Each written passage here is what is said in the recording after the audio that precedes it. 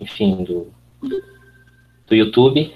E, bem, para quem não estava na primeira aula, ou no primeiro encontro, essa vai ser uma sequência, um projeto de ação externa, né? Uma ação de extensão externa da UFRJ, especificamente o departamento do Centro de Estudos do Antigo Regime nos Trópicos está propondo, ministrados pelo professor Antônio Carlos Jucá, que é professor titular de História do Brasil da UFRJ. Enfim, para quem for de outras universidades, outros centros também, é extremamente bem-vindo. O objetivo é exatamente comunicar com a sociedade de uma maneira geral, não apenas com especificamente o núcleo acadêmico. Na primeira aula a gente tratou sobre algumas questões metodológicas, algumas questões sobre o próprio ensino de história, estudo de história. E, bem, com a lógica sempre de estar trazendo essas pautas da história da América Portuguesa para com a atualidade. E nessa segunda aula, tanto nesse encontro de hoje como da semana que vem, a gente vai estar tratando sobre escravidão e racismo, da colônia até a atualidade. Falar um pouco sobre, acredito que o professor vai falar um pouco sobre a própria história, né, como também historiografia, o próprio processo de construção, né, do discurso histórico e da produção acadêmica brasileira, enfim, os próprios brasilianistas também. Bem, e aí nessa aula de hoje a gente vai... São 2 encontros, então o professor vai dividir o estudo da questão de escravidão e racismo no encontro da aula de hoje, da próxima aula também, no mesmo horário, no mesmo link. E bem, é isso. No final, a gente abre para uma parte exclusiva de dúvidas. E só para fazer um pedido, gente, em relação à questão da lista, para me ajudar e ajudar a Bia também, que é a monitora também, vocês podem, por favor, mandar o nome e o e-mail de vocês no final, porque senão fica muito bagunçado e depois fica complicado a gente organizar para mandar os certificados para vocês. Então, quem tiver que sair no meio da aula, avisa no chat, manda o nome, mas, de maneira geral, a gente pede que mandem no final. Enfim, gente.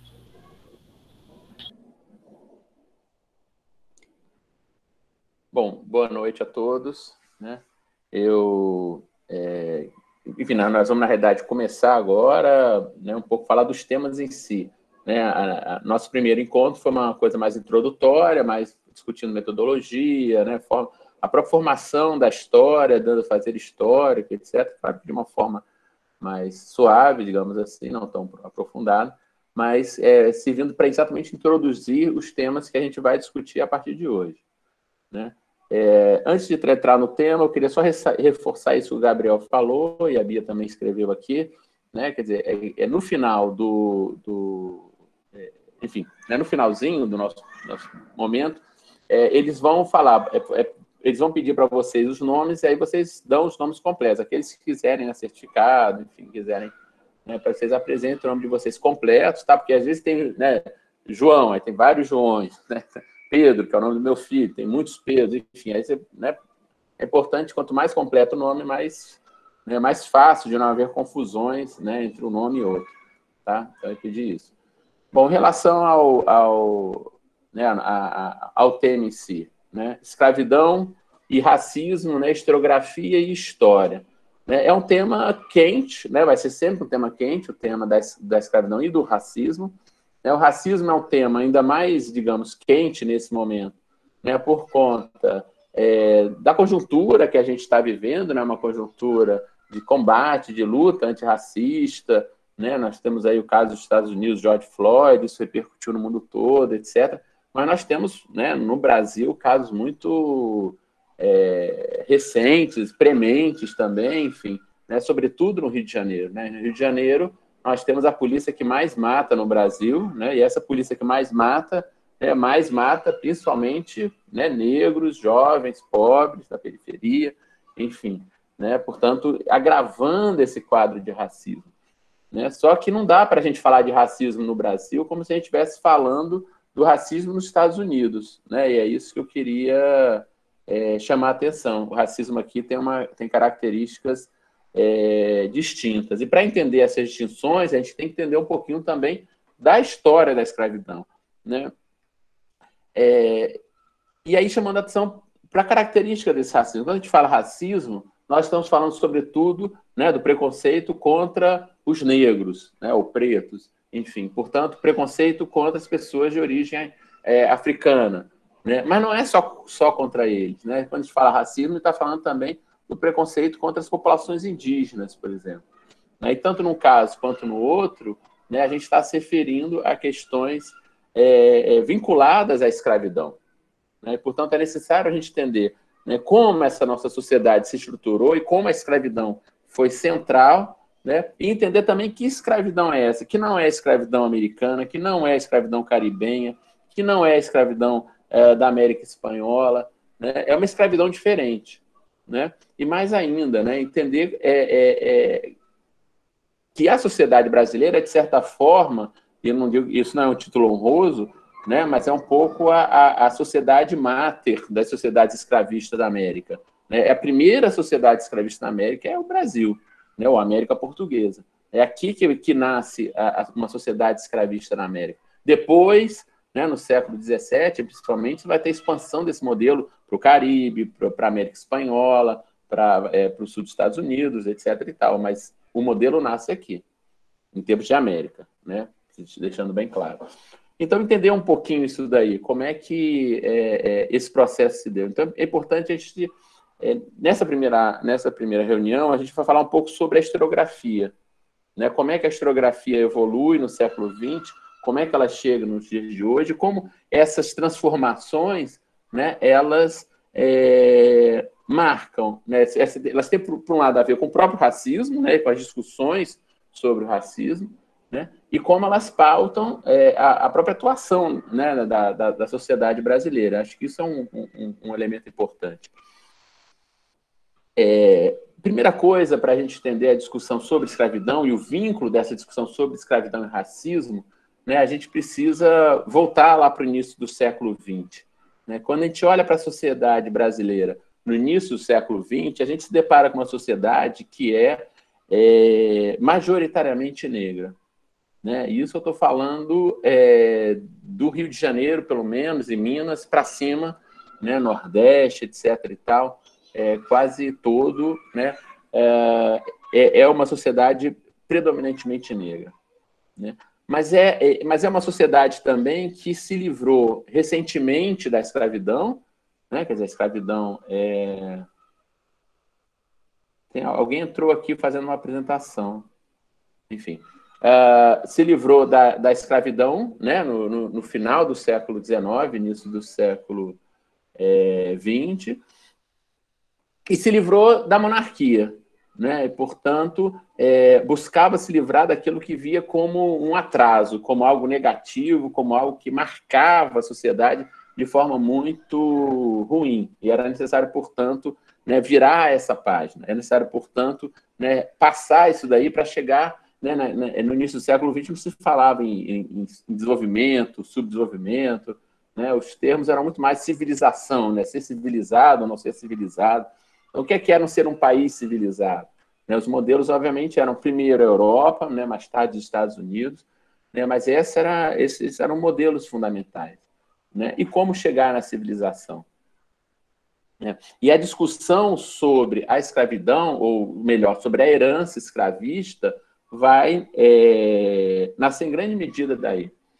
Né? E é importante nós lembrarmos que se essa sociedade... Né? No final do século XIX e no século XX é uma sociedade negra. Vejam que, por exemplo, quando a gente pensa mesmo a elite carioca, né? Estamos falando, quando a gente fala do Rio de Janeiro, estamos falando da sede do poder, né? Da monarquia e depois do poder da república, né? Ela tem uma proporção razoável de negros, né? Inclusive elite intelectual. Né? No caso mais conhecido é Machado de Assis, obviamente, né? Mas poderíamos falar de Lima Barreto, né? Poderíamos falar, na época da monarquia, dos irmãos Rebouças, Antônio Rebouças, né? André Rebouças, são indivíduos negros, né? Negros mesmo, enfim, né? Alguns abolicionistas, não, né? Mas, de qualquer forma, que ocupam um lugar importante nessa sociedade, né? Que ocupam... Né? Machado de Assis não foi só um grande escritor, Machado de Assis foi o fundador e primeiro presidente da Academia Brasileira de Letras. né, ele era para utilizar um termo monárquico, né, ele era um rei aí dos literatos, né, dos escritores, etc., né, no Brasil, nessa virada do século XIX para o século XX. Não era, portanto, qualquer coisa, né? Portanto, você tem uma inserção importante de uma população negra. Isso veja, não estou dizendo com isso que, então, você não tem uma população negra que seja marginalizada, que seja pobre, que vive na periferia, etc. Tá. Claro que você tem isso também, né? O fim da escravidão não significou, né, a ascensão social dos negros. Significou que eles deixaram de ser escravos, né? Mas não significou uma ascensão social, efetivamente. Mas, apesar disso, você tinha, ainda que minoritariamente, uma elite negra importante, né? Mas, ao mesmo tempo, você vai ter, ao longo, né, do final do século XIX, início do século XX, uma importante migração, né, para o Brasil, né? E essa migração é uma migração fundamentalmente europeia, secundariamente asiática, né, e aí, principalmente japonesa, mas europeia, fundamentalmente uma migração europeia, né? Ou seja, você vai ter isso é uma migração importante. Nós estamos falando de em torno de 4 a 5 milhões de pessoas que migram entre 1870 e 1950 para o Brasil.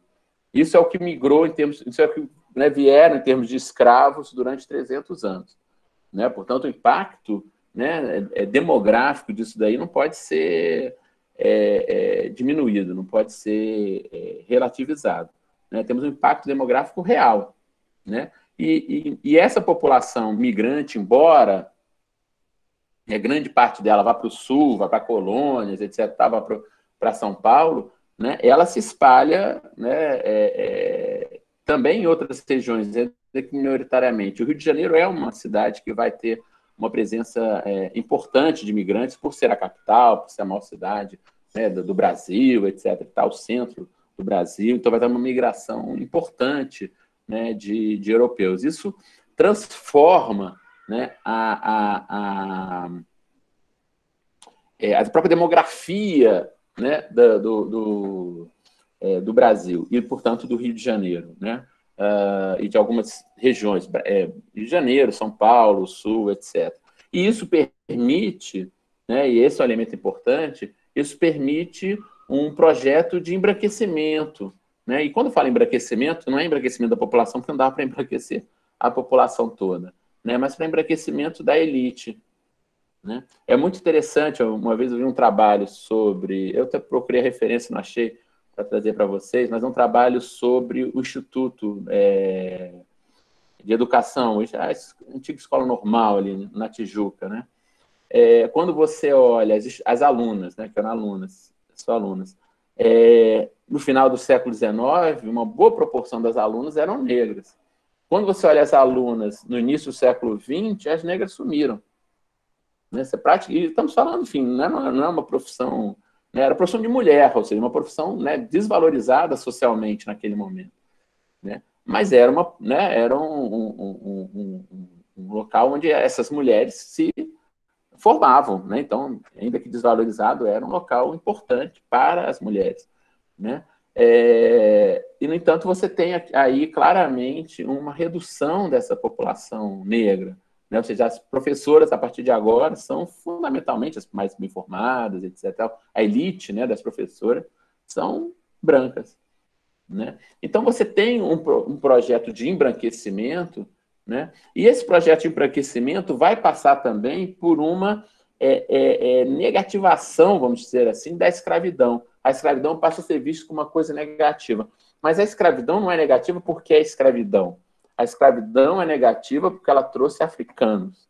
A escravidão é negativa porque ela trouxe negros, né? Portanto, o que torna a escravidão negativa é o seu caráter racial, é quem ela trouxe, o que ela representou em termos de formação do Brasil, formação demográfica do Brasil, né? E aí, né, nós temos Nina Rodrigues, né, que curiosamente era um mulato, né? Nós temos a grande figura, né, desse racismo científico, né, entre muitas aspas, vamos chamar de racismo cientificista, né? Ele vai, né,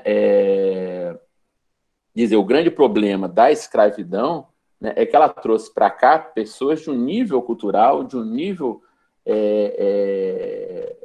muito abaixo, né, da população branca, né? Os negros são naturalmente inferiores, né? Veja que Nina Rodrigues vai beber nas fontes do Lombroso, né, que é o grande teórico, né, né, da ideia de existência de uma relação entre raça, né, e crime, né? Ou seja, algumas raças são mais predispostas ao crime, por exemplo, né? E ele vai trazer essas ideias para o Brasil, né? A ponto de dizer que um negro, né, quando fosse condenado por um crime, não podia ser condenado com a mesmo rigor de um branco, porque o branco ele tinha condições de saber, né, que aquilo era um crime, ele tinha condições morais superiores, enquanto que o negro não tinha essa mesma condição. Então ele deveria ser tratado de forma desigual, né, mais benevolente. Era necessário tratar esse negro de forma mais benevolente, né? Eu vou só ler aqui rapidamente, né, o que ele vai... Uma das partes de Os Africanos no Brasil, que é a obra mais conhecida de Nina Rodrigues, né? Para dar-lhe, né, a escravidão essa feição impressionante, foi necessário ou conveniente emprestar ao negro a organização psíquica dos povos brancos mais cultos.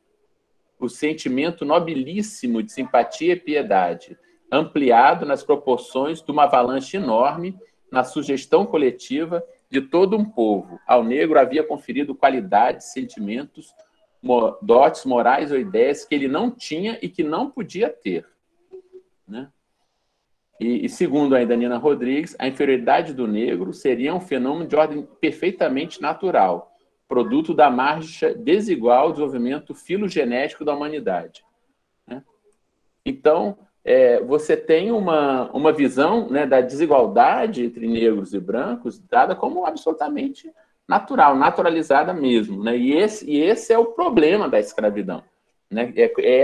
Esse pessoal. E aí, quando você tem a mestiçagem, né, o mestiço, então, para Nina Rodrigues, é o que há de pior, né? Porque ele traz, né, ele é o ser mais degenerado, né? Porque ele não tem as poucas qualidades físicas, etc., do negro, e tem os seus defeitos, né? Então, isso é um problema, né? Essa perspectiva, ela tem um grande peso, né, na compreensão da escravidão no Brasil, né, e do que é a sociedade brasileira, etc. e tal, até pelo menos a década de 30. Né? Só na década de 30, quando a gente tem o trabalho, né, de Gilberto Freire, Casa Grande e Senzala, que isso modifica, né? Há muitas críticas a Freire, né, e muitas críticas válidas, inclusive, mas Freire é uma figura fundamental, né, porque ele vai, pela primeira vez, né, colocar o acento negativo não no negro, mas na escravidão. Ele vai dizer, o problema não é o negro, né? E ele vai argumentar, né, com a bibliografia da sua época, né, enfim, vai argumentar com o que ele tinha disponível, informações sobre as populações africanas, né, e vai demonstrar que essas populações africanas eram extremamente avançadas, né? As populações africanas que são trazidas para o Brasil eram populações muitas vezes mais avançadas do que as europeias em vários aspectos, né? Então, que o problema não era o negro, o problema era a escravidão, né? Então, Gilberto Freire é o primeiro a botar o acento negativo, não no negro, mas na escravidão, né? Ele vai dizer, a escravidão ela traz em si uma tara, né? Que tara é essa? É o fato de que o indivíduo, né, um indivíduo é proprietário do outro, né? Então, nós temos o indivíduo como propriedade de um outro indivíduo. Essa propriedade gerava um domínio, para Gilberto Freire, né, um domínio absoluto de um indivíduo pelo outro, né?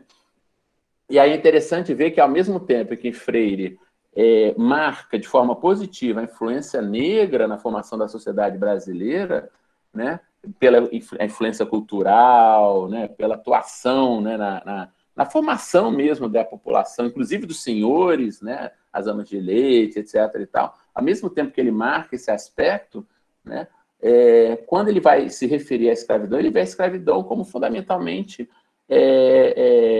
negativo e fundamentalmente como um domínio absoluto, né, do escravo pelo senhor. Então, em Gilberto Freire, o escravo não possui nenhuma agência, não possui nenhuma capacidade de atuação, né? O escravo está sempre submetido, está sempre sob, né, o domínio do senhor. Né? Então, quando a gente fala casa, embora, né, o livro dele chame Casa Grande e Senzala, ele fala só da Casa Grande. A Senzala é um apêndice absolutamente dependente da Casa Grande. Ela não existe sem a Casa Grande. Né? O senhor tem direito de vida e morte sobre o escravo, e ele utiliza desse direito. Né? O escravo, ele aparece em Casa Grande e Senzala sempre referenciado, digamos assim, em relação ao seu senhor. Né? E esse aspecto, né, essa falta de agência do escravo, né, ela vai ser uma marca da historiografia brasileira durante muito tempo.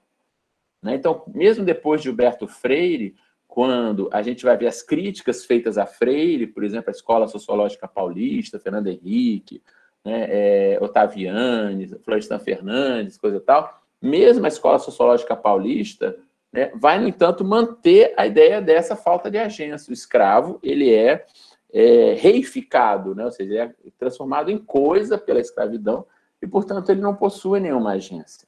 Né, ele não possui nenhuma atuação independente, não possui nenhuma liberdade, nenhum espaço, né, de construção, digamos assim, né, de uma vida própria, de uma via própria, né, para si.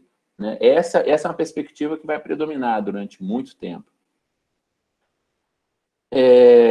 A gente vai ver que lá para a década de 70, ou seja, né, Freire é década de 30, né, a produção da Escola Sociológica Paulista ali pelas décadas de 50, 60 e também 70. Na década de 70, do século passado, obviamente, nós vamos ter uma produção de caráter mais marxista, mas marxista muito entre aspas aí, né, que vai buscar resgatar, né, a história do negro como, né, um agente, etc. e tal, mas sempre a partir da perspectiva heróica, digamos assim. Né? O Zumbi dos Palmares, né? Enfim, é uma perspectiva que muitas vezes nós ainda encontramos.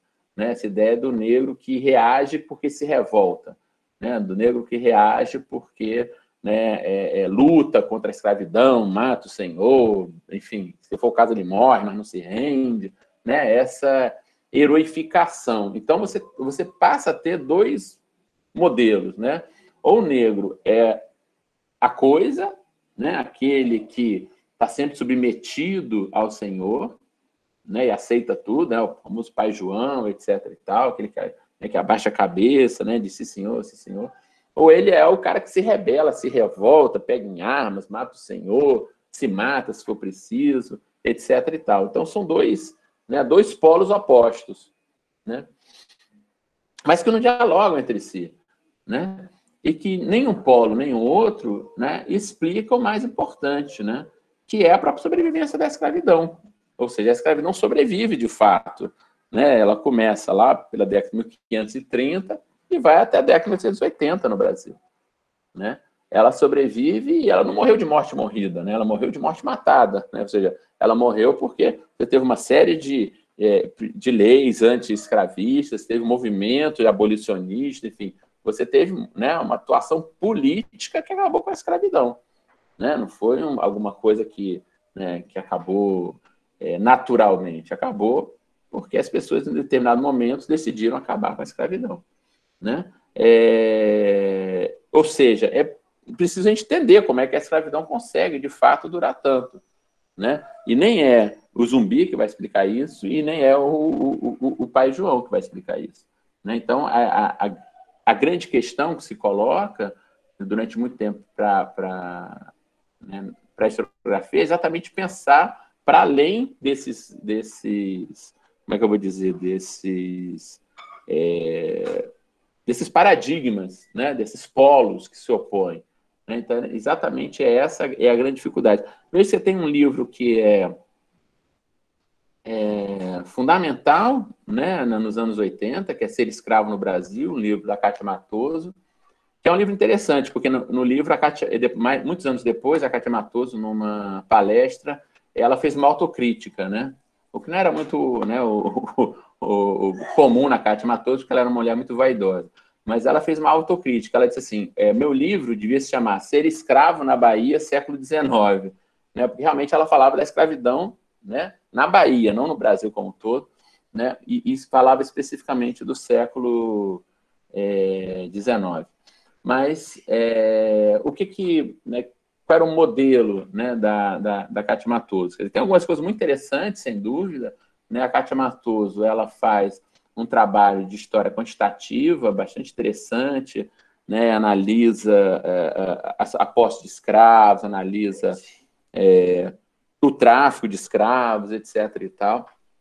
Mas quando ela vai falar da escravidão em si e das relações de senhor-escravo, etc., ela ainda está dentro desse contexto da reificação do escravo, né? Do escravo sem agência, né? É interessante que ela vai falar, por exemplo, em Cátia Matoso, o escravo, não existe a possibilidade de família escrava. O escravo não tem família, né? O escravo é um indivíduo desenraizado por definição, né? Ele sai da África, ou melhor, ele é retirado da África à força, né? Enfiado num barco, trazido para cá, não vai construir família aqui, portanto, né, ele permanece desenraizado durante toda a sua vida, que por sinal é muito curta, né? Então, essa é a perspectiva da Cátia Matoso, né? E, como eu disse, isso é importante porque é um livro que é referência. A Cátia Matoso, né, era uma figura importante na década de 80. Só que na própria década de 80, você vai ter uma multiplicação das pesquisas sobre escravidão, né, em grande parte vinculadas a um crescimento dos programas de pós-graduação, né? As pós-graduações, elas ampliaram bastante nos anos 70, de história especificamente, nos anos 70 e nos anos 80, né? Foi um crescimento bastante rápido, né? Vejam que, e é tudo muito recente, sim, né? A coisa foi muito... hoje a gente tem, num estado como o Rio de Janeiro, nem sei mais, mas da última contagem que eu me lembro, 13 programas de pós-graduação, né? Muitos dos quais com doutorados. Até 1990, nós tínhamos 3 programas de pós-graduação no Rio e nenhum tinha doutorado. Né? 90, você tem a primeira defesa de tese de doutorado de História no Rio de Janeiro, que ocorre na UF, né? Que é a tese da Anita Prestes. Então, por que eu estou falando isso? Né? Para chamar a atenção dessa expansão que ocorre, né, nesse momento. O programa de pós-graduação da UFRJ, né, do qual eu participo, é da década de 80. Ele nasce na década de 80. Então, é um momento de crescimento, né, das pesquisas. A escravidão passa a ser um tema importante porque você tem historiadores novos, alguns nem tão novos, né, vindo do exílio, mas também historiadores novos, e que buscam conhecer, sobretudo, a história dos chamados grupos subalternos. E aí, né, conhecer a escravidão e conhecer os escravos é um elemento fundamental, né, para entender esse país, é óbvio, né? Então, você tem uma multiplicação dos estudos sobre escravidão. E essa multiplicação vai levar a uma perspectiva mais complexa, né, do que foi essa escravidão, né? E é só aí que a gente sai dessa dicotomia entre o Pai João e o Zumbi, né? A gente passa a ter realmente, né, um escravo que possui agência, né? Um escravo que atua de fato, né? E a gente consegue compreender a escravidão de uma forma melhor. Quer dizer, a escravidão, ela é violência, é óbvio, ela nasce da violência. A escravidão significa que o indivíduo é propriedade de outro, isso é por si uma violência. Ela nasce da violência, porque esse indivíduo que é escravizado, né, ele é pego à força, ele é escravo porque ele acha bonitinho, né, ele é pego à força, seja nas matas da América, seja na África, né, e ele é acorrentado e ele é vendido, né? Isso é escravidão, né? Então, a violência, ela é fundamental na escravidão, para entender a escravidão. Mas só a violência não explica, né? Quer dizer, você falar que o escravo é coisa, juridicamente o escravo não, né, pertencente, ele é um objeto pertencente ao seu senhor, né? Isso é inegável, né, juridicamente falando, né? Agora, o senhor, né, ai do senhor que não considerasse, né, a humanidade do seu cativo, né? Ai do senhor que levasse em conta que aquele escravo não é, né, um objeto, não é um animal, não é, enfim, um ser humano como ele, né? Considerar essa humanidade, né, ela é fundamental, né, para a própria sobrevivência da escravidão. Ou seja, a escravidão ela tem um aspecto econômico, né, evidente, né, quer dizer, se eu sou proprietário de uma pessoa, tudo que ele produz é meu, né, mas ela tem um aspecto que é político, né, de uma negociação política entre escravo e senhor. Claro que numa posição de desigualdade, eu não estou aqui, né, buscando edulcorar, vamos dizer assim, a escravidão. Ah, que bonitinho, né? Não é isso, né? É sempre uma relação de desigualdade, mas é uma relação política, né? Esse aspecto. E como é que a gente foi, né, começar a entrar nisso daí, começar a perceber isso daí? O primeiro aspecto importante foi perceber, né, que, ao contrário do que a Cátia Matoso tinha falado e outros tinham falado, né, o Gilberto Freire, a Escola Sociológica Paulista, etc., etc., existe uma coisa chamada família escrava. Ou seja, escravos formavam famílias. Não eram todos, nem, né, geralmente não era a maioria dos escravos, mas escravos formavam família. Né, hoje, né, para os alunos de história, isso é uma coisa dada, enfim, né, meio óbvia. Né? Mas isso não era óbvio nos anos 80, nos anos 90, não era óbvio, de forma alguma. Né? O início da discussão, da discussão sobre a existência de famílias escravas, o momento em que isso explodiu, vamos dizer assim, foi em 1988. Não por acaso, né? 1988 marcou os 100 anos da abolição oficial da escravidão. Então, em 1988, nós tivemos, né, uma grande quantidade de congressos, seminários, né? O pessoal disse que em 88 se publicava até rascunho, né? Você escrevia um troço no banheiro lá, enfim, sobre escravidão e saía publicando, porque todo mundo, tudo tinha saída, né? Então, houve uma imensa, né, produção relativa à escravidão, muita coisa ruim, obviamente, mas muita coisa boa, né? Nesse contexto, você teve muita coisa, e, sobretudo, você teve muita circulação de informações. Você teve vários congressos, etc. e tal, e isso foi muito importante, né, para a própria circulação de informações dessa produção acadêmica, muitas vezes ainda atomizada. Né? É importante a gente lembrar, né, quando a gente está falando lá em 1978, a gente fala de uma época, né, pelas carências que eu estou vendo aqui, né, muitos de vocês não viveram isso, mas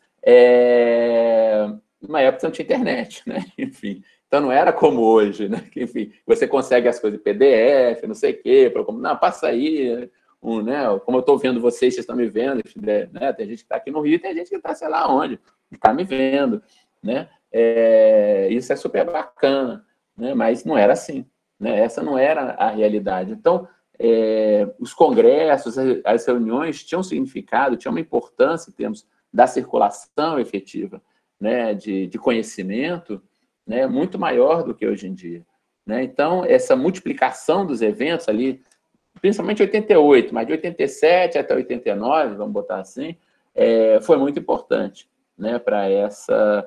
E aí foi aí que surgiu, né, entre aspas, né, mas surgiu historiograficamente a família escrava. Foi quando ela, de fato, se colocou no...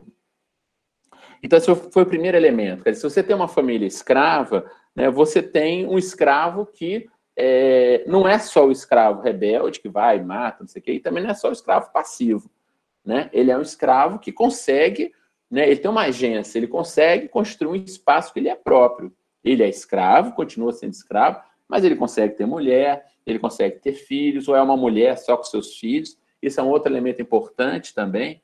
Né? Quer dizer, nós temos uma grande proporção de mulheres solteiras que têm filhos, né? Famílias matrifocais, esse padrão que vai se repetir no pós-abolição.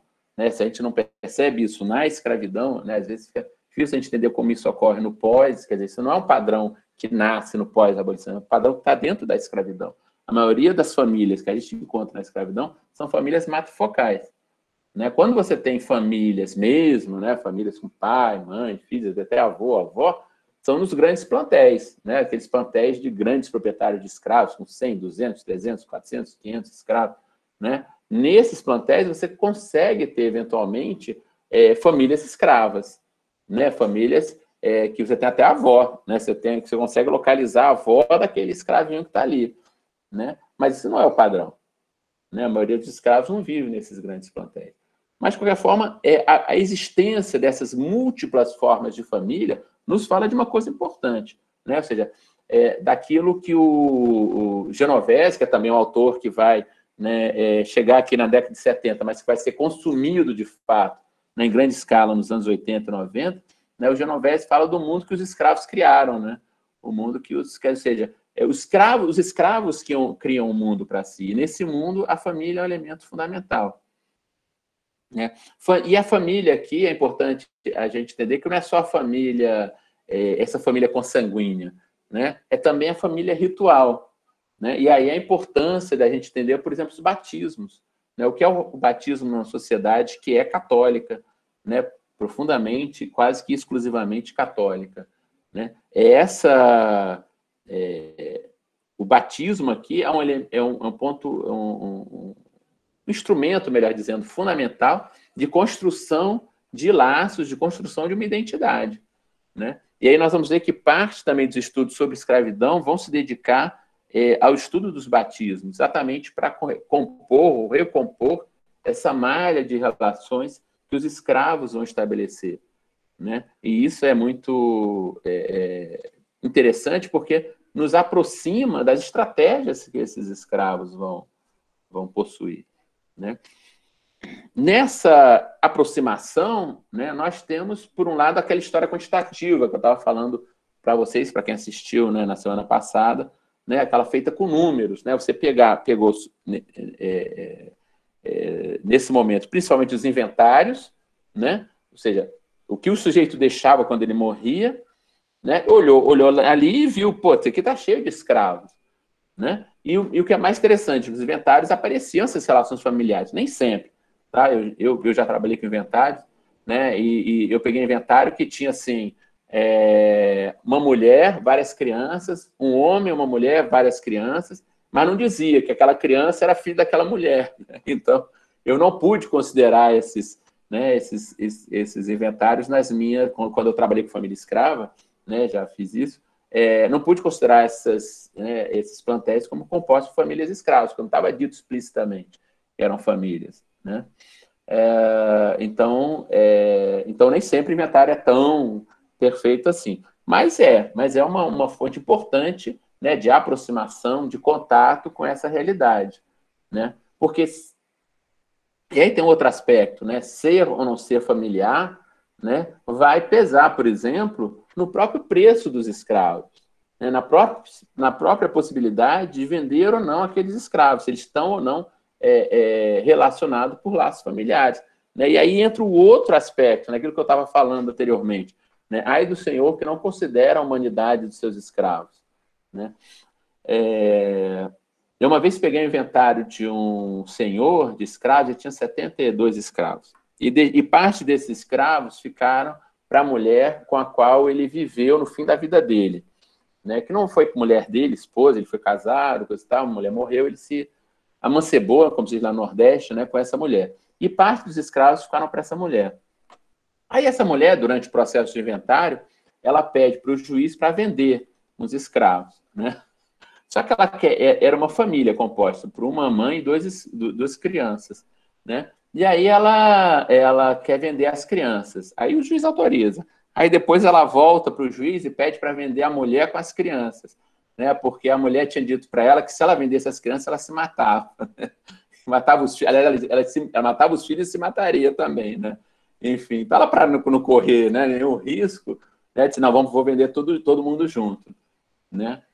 Isso acontecia. Né? Você tem casos concretos em que, né, a Hebe Matos, por exemplo, estudou isso, casos em que as pessoas, de fato, se matavam o filho, etc. e tal, porque eu me lembro de um caso que a Hebe cita que a mulher achou que o filho ia ser vendido, os filhos iam ser vendidos, matou os 2 filhos. Ela não se matou, não, mas matou os 2 filhos. Né? Ela preferia que os filhos estivessem mortos do que perder os filhos. Né? E aí a mulher, no processo, diz, né, a dona diz, ela não pensava em vender, não, isso é coisa da cabeça dela, etc. e tal. Quer dizer, pouco importa, né, se a dona queria ou não vender. O fato é que a escrava se convenceu desse perigo e preferiu perder os filhos do que matar os filhos do que perdê-los. Né? Então, é claro que são exemplos mais extremos, mas isso chama atenção para essa humanidade. Né?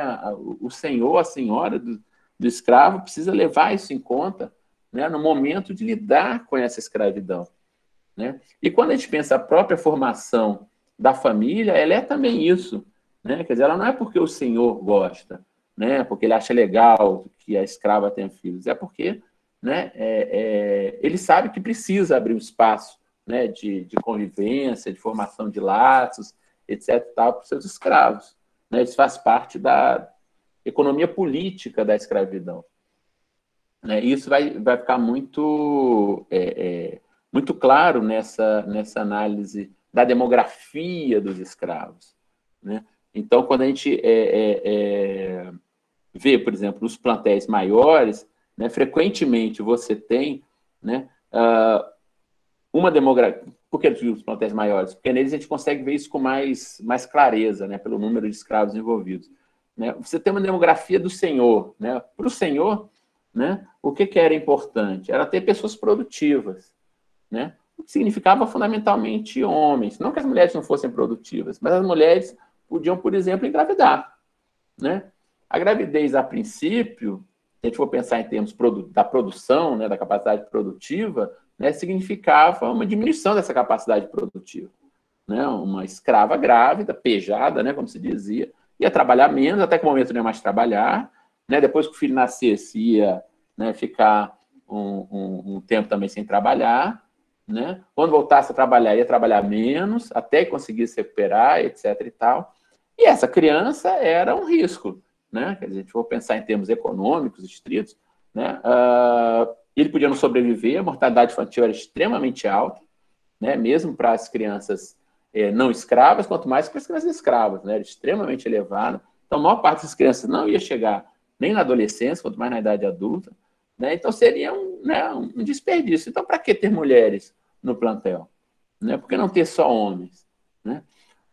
E aí entra exatamente a lógica, quer dizer, que essa não é uma lógica só econômica, né? É uma lógica política também. A necessidade de mulheres é exatamente porque, tendo homens e mulheres, você tem a capacidade de criar laços. E na escravidão, a mulher vai ser o grande elemento de criação de laços entre os cativos, né? Por quê? Porque é a mulher que não só, né, você tem os relacionamentos, homens e mulheres, mas que é a mulher que, por exemplo, através dos batismos, estabelece as alianças, né, de compadrio, etc. e tal, seja com pessoas livres, seja com outros escravos, etc. Então, a mulher na escravidão, na verdade, tem uma importância que é central, né? A mulher entra... E isso é interessante, quando a gente analisa, né, lá no final do século XIX, no século XX, por exemplo, a chamada Pequena África, aqui no Rio, né, Tia Seata, coisa e tal, nós estamos falando fundamentalmente de mulheres, né? São mulheres de origem africana ou filhas de africanas que comandavam essa comunidade, né? Uma comunidade onde as mulheres têm um peso que é muito maior do que na população não negra, né? Se a gente comparar, né, essas mulheres, né, com as mulheres que não faziam parte, né, com a situação da mulher mais geral, etc. e tal, ele vê que essas mulheres têm um peso que, né, era desconhecido para a maior parte das mulheres da sociedade brasileira no início do século XX, final do século XIX, início do século XX. Né? Então, as mulheres são esse eixo central na escravidão. É através dela que se estabelecem os principais laços entre os escravos e dos escravos com os livres. Né? E aí é interessante, eu falei da questão quantitativa dos inventários, né? E aí é interessante outra perspectiva também analítica, que é a perspectiva qualitativa. Né? Nas décadas de 80 e 90, junto com essa produção de caráter mais quantitativo, né, nós temos um crescimento de uma produção que busca estudar a escravidão mais a partir de uma análise qualitativa. Né? Chama atenção, por exemplo, o trabalho do Chalub, né? Quer dizer, que busca recuperar a história de escravos, trajetórias, etc. e tal,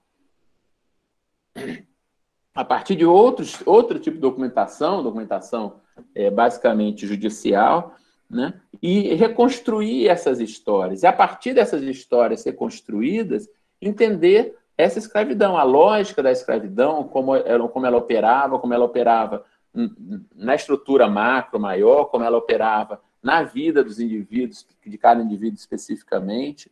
Né? Então, essa é uma outra leitura, que não é concorrente, mas, pelo contrário, é complementar àquela que eu estava falando. no qual você busca reconstruir essas trajetórias.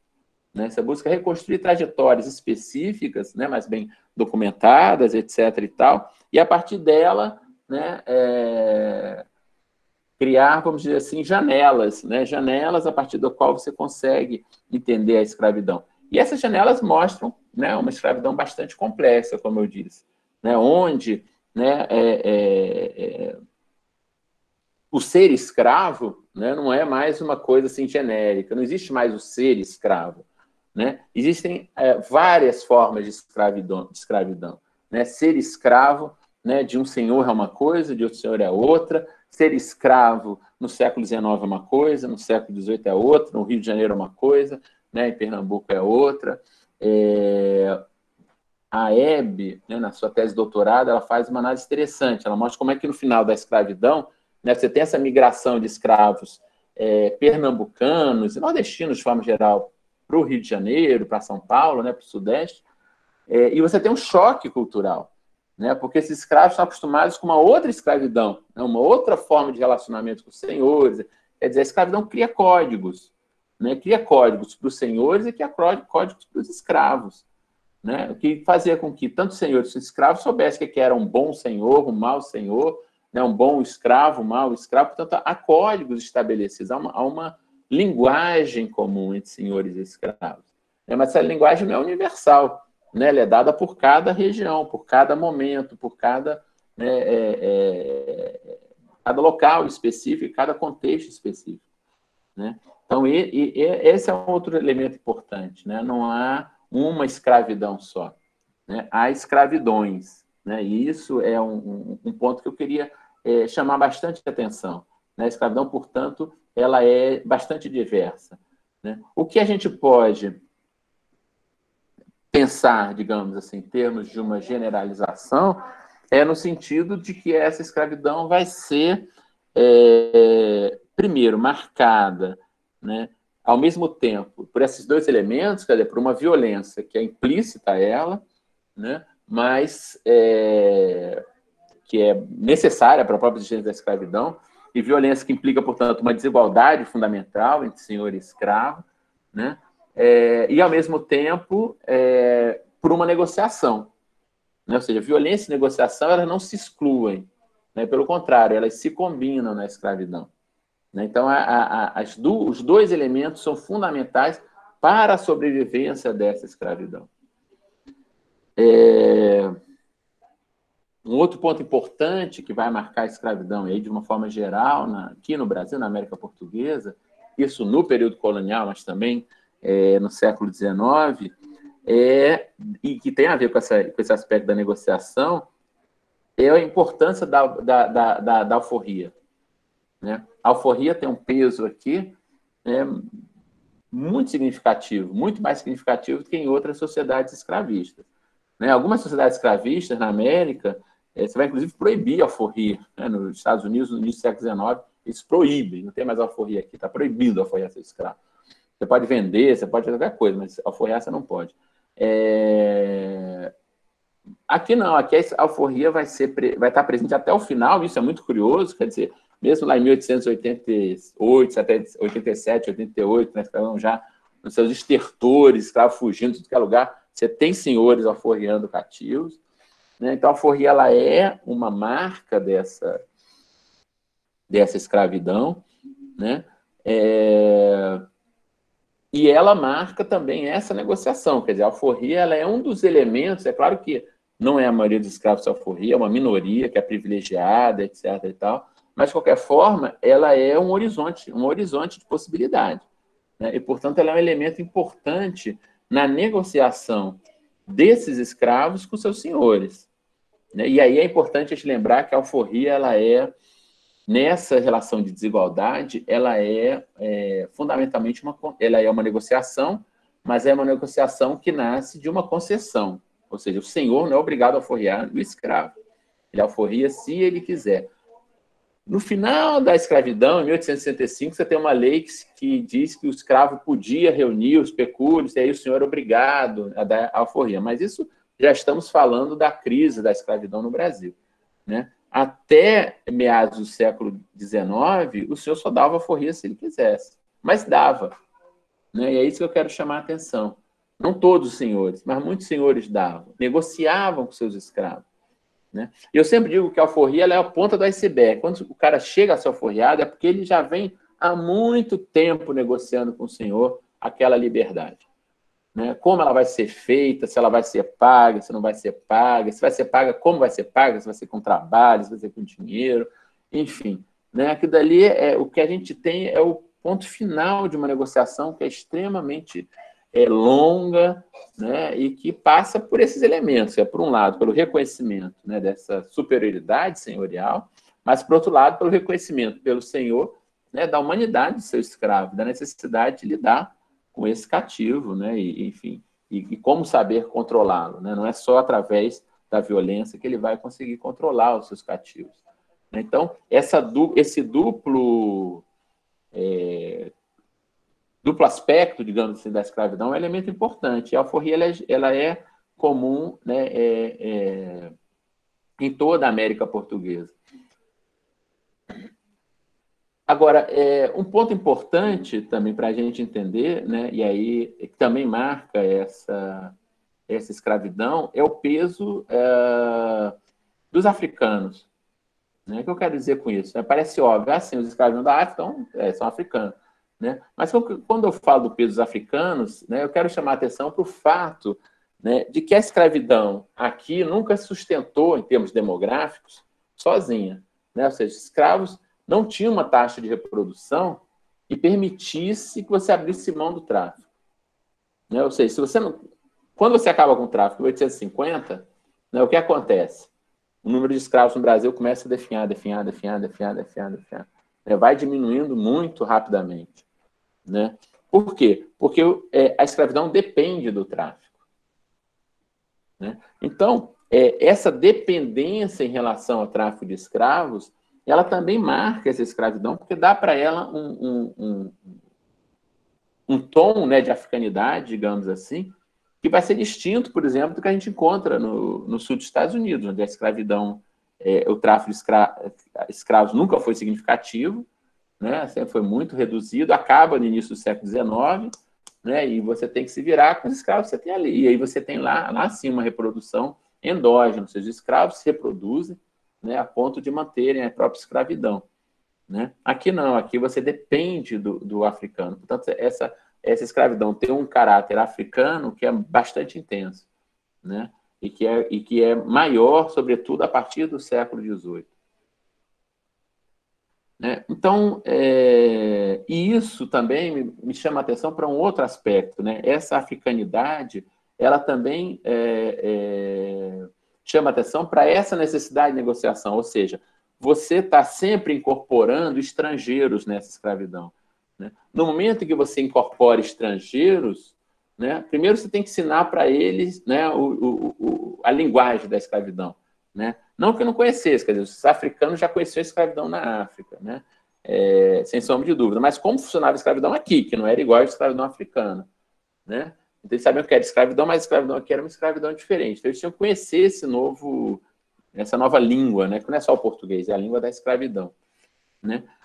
Mas, ao mesmo tempo, né, eles têm que ser inseridos não só nessa língua, que é uma língua violenta, mas também, né, é necessário inseri-los na sociedade de forma geral. Daí a importância das famílias, daí a importância, né, do estabelecimento de laços via compadrio, daí a importância da própria alforria. Né? Quer dizer, a possibilidade, né, de você transitar, seja construir um mundo próprio, né, um universo próprio dentro da escravidão, seja sair eventualmente dessa escravidão, né, é um aspecto fundamental. Agora, é interessante, né, que essa possibilidade, né, de sair da escravidão, de transitar dentro da escravidão, e, né, retomando o que eu falei antes, essa possibilidade é maior para as mulheres. Né? As mulheres são os grandes elementos que estabelecem os laços dentro da escravidão, ou seja, entre os escravos, são elas que estabelecem os vínculos entre os cativos, entre as próprias mulheres, mas também com os homens, e os laços com a população não escrava. Né? E é isso que explica por que as mulheres, embora fossem minoria entre os escravos, né, se tinha mais escravos homens do que escravos mulheres, fossem maioria entre os alforriados. Né? Elas eram muito mais alforriadas do que os homens. Quer dizer, a alforria era um pouco o oposto, né, da escravidão, não sei como diria isso, outro lado da moeda. Né? A escravidão ela era basicamente masculina e adulta, né? E a alforria era basicamente feminina, né, e tinha uma proporção razoável de crianças também. Né? Então, nos grupos minoritários. E por quê, né, mulheres e crianças? Crianças porque são filhas das mulheres, né? É como filhos e filhas que, né, essas crianças conseguem suas alforrias. E as mulheres, exatamente porque são elas que estabelecem os laços, né, com a população livre. Então, esse é um elemento importante. E isso me parece que é um dos pontos que falta ainda a gente entender, né, ou estudar mais, né, esse protagonismo das mulheres na escravidão. Porque é difícil recuperar, né? Enfim, é difícil a gente recuperar qualquer protagonismo na escravidão, né, masculino ou feminino, porque, né, enfim, os escravos não deixaram documentos, né? Nós temos documentos falando dos escravos, né? Mas, de qualquer forma, existe uma documentação e é importante a gente recuperar, dentro dos limites existentes, né, essas histórias, sobretudo dessas mulheres. Né? É ali que a gente tem o fio condutor para entender, em grande parte, a escravidão e as relações entre os cativos. Né? Mas eu queria chamar a atenção para esse elemento, né? Como é que essa escravidão se constitui? Então, vejam, nós temos uma alforria bastante significativa, nós temos um tráfico de escravos elevados e nós temos essa lógica de negociação, né, que passa pela alforria, mas por outros elementos também. Né? Isso tudo dá no segundo, né, ponto, que é um ponto que eu vou, na verdade, explorar na aula que vem, que é a questão da mestiçagem. Né? E dentro da mestiçagem, a importância da cor como elemento de classificação social. Né? Aquilo que eu estava falando lá no começo, né? Recuperando um pouquinho agora. Né? É interessante porque a gente vai ver que até o século XVII, quando você tem ainda poucas alforrias, coisa e tal, a cor não é uma coisa... Existe, né? Existe a cor é um elemento de classificação, você ser mulato, pardo, negro, sei o que, é elemento, sem dúvida, de classificação, mas não é tão importante. Né? A cor ela se torna realmente importante. Ela é importante em certos momentos. Teoricamente, né, um indivíduo com sangue negro, mas também com sangue cristão novo, etc., não poderia entrar numa câmara, né, não poderia ser padre, essas coisas. Mas ela não está tão presente no dia a dia, né, na linguagem cotidiana, né, na classificação social cotidiana. Ela entra nessa classificação no século XVIII. Né? E ela entra exatamente porque você tem... Um minutinho só.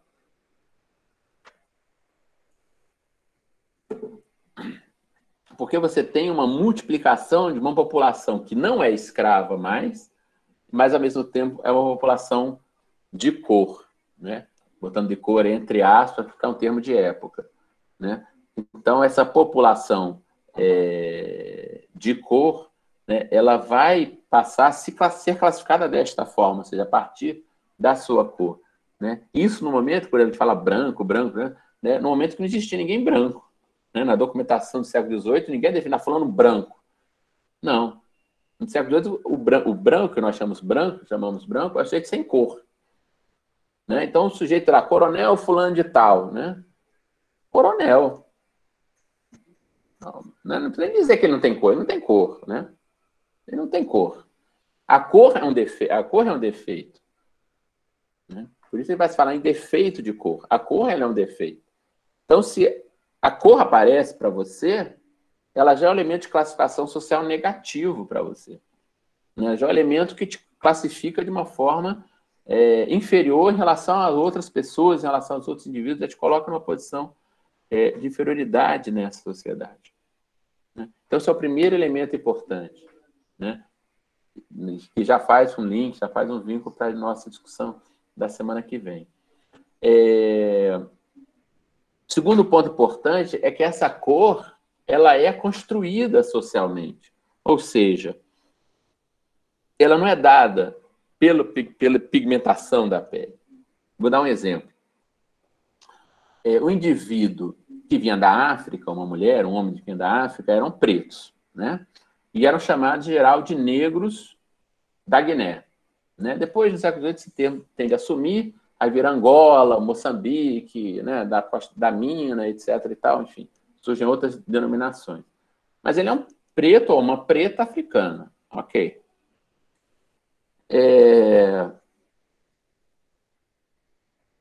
Esse indivíduo, né, se nascido no Brasil, ele era crioulo. Né? Portanto, era preto também, permanecia preto, porque ele era escravo. Mas se o indivíduo fosse alforriado, ele se tornava um preto forro. Por quê? Porque aqui você tem a cor e a condição dele. A cor, ele é preto, porque ele veio da África, enfim, ele veio da escravidão. Ele não é um homem livre, nasceu livre. Ele se alforriou, foi alforriado por alguém. Né? Ele ganhou a alforria, mas ele não era livre. Né? Então, ele passou pela escravidão. Então, ele é um preto forro. Né? Se ele tivesse uma mulher também alforriada, também preta, ela era uma preta forra. Mas, curiosamente, quando a gente vê os filhos do preto forro com a preta forra, eles são pardos. Veja que coisa interessante. Né? Deviam ser pretos livres. Né? Se nasceram depois da alforria, eles são livres, porque nunca foram escravos. Né? Então, deviam ser pretos livres, mas eles não são pretos, eles são pardos. Né? Então, a cor, né, ela não é só uma questão de pigmentação da pele. Ó, né, o filho desse casal, né, preto é tão preto, né, para utilizar o termo, quanto os seus pais. Né? Mas, em termos de classificação social, não. Por quê? Porque ele nunca foi escravo. E eu tenho que marcar na cor dele essa distinção em relação aos seus pais. Então, a cor se torna elemento de distinção.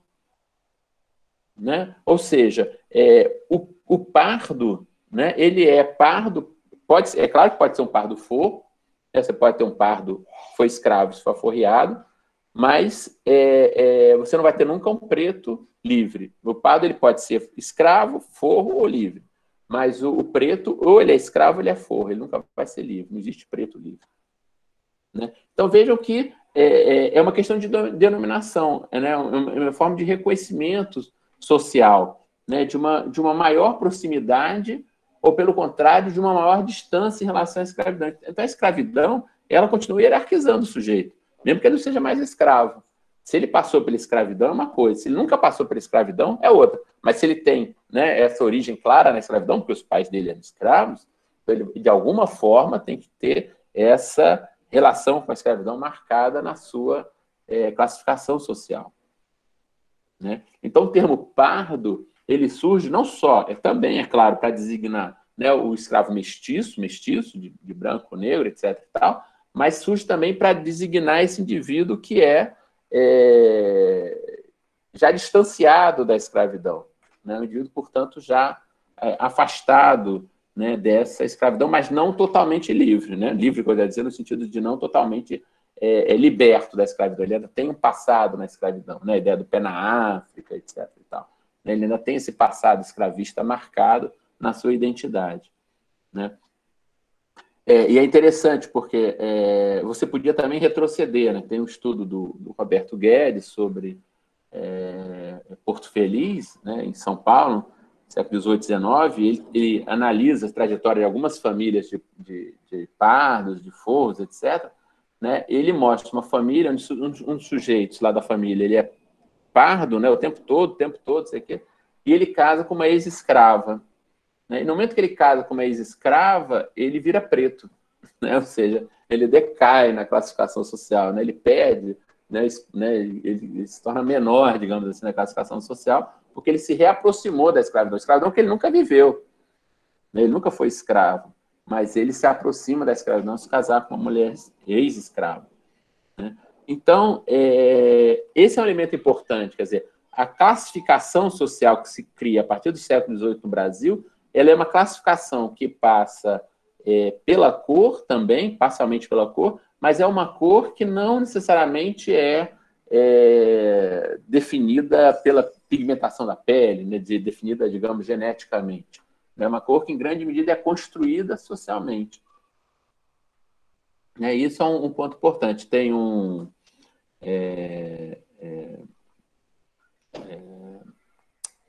um testemunho, né, de um escravo, né, que é o Coster, né, que é um senhor de engenho inglês, né, que gostava de estudar os escravos, etc. Ele é um cara que foi senhor de engenho por um tempo, né, mas era inglês, enfim, não tinha nada a ver com a sociedade escravista, e ele tem uma certa curiosidade antropológica, né, e ele tinha uma coisa engraçada, ele gostava de... Ele deitava na rede, né, isso em Pernambuco, ele deitava na rede, na Casa Grande, fingia que estava dormindo de noite, para ver os escravos correndo de um lugar para o outro. Os escravos estavam lá na senzala, teoricamente presos, né, mas de noite eles saíam pelas frestas, né, enfim, iam se encontrar com os escravos, com as escravas, etc. e tal, saíam, passeavam, voltavam. Né, e o Costa fazia de conta que não sabia daquilo, mas gostava de ficar, né, olhando e vendo, né, esses hábitos. É muito interessante que ele descreve, né, essas coisas. E ele tem um fato que ele está descrevendo né, um indivíduo, né, que está conversando com o escravo, né, e o escravo diz para ele, não existem capitães que sejam... Capitão ou capitão-mor, não me lembro. Que sejam negros. Né? Aí ele diz... aí o Costa fala assim, mas o fulano virou capitão agora... virou capitão agora, e é negro. Aí o escravo disse, não, mas ele não é mais negro. Né? Ou seja, o fato do sujeito ter mudado de posição social, né, na classificação, né, daquela sociedade, tirou a cor dele, né? Ele deixou de ser negro. E aí eu chamo a atenção para isso, quer dizer, é tirar a cor, né? Não é tornar o cara branco. Nesse momento não é branco. Né? A branquitude, vamos chamar assim, é uma coisa do século XIX. Até o século XVIII é não ter cor. A cor é um defeito, então o ideal é o da não cor, né? É não ter uma cor mencionada. Né? Outros trabalhos para Goiás vão chamar atenção também para isso. Né? Goiás tem uma quantidade muito pequena de mulheres, né, livres, etc., tal, de origem portuguesa, branca, enfim, e há uma grande miscigenação. Né? E aí, muitas das mulheres de elite goianas são mulheres pardas, pretas, etc. E tal. Mas você não encontra isso na documentação. Né? Tem o famoso capitão Mor de Goiás, que ele é casado há muitos anos, e aí só se descobre que a mulher dele, né, é uma mulher parda, enfim, porque ele vai entrar para a Câmara, né? Ele é eleito para a Câmara. E aí os inimigos dele na Câmara dizem, ele não pode entrar na Câmara não, porque ele é casado com uma mulher de cor. Né? Enfim. Ou seja, se ele não tentasse entrar na Câmara, nós nunca saberíamos que a mulher dele era mestiça. Né?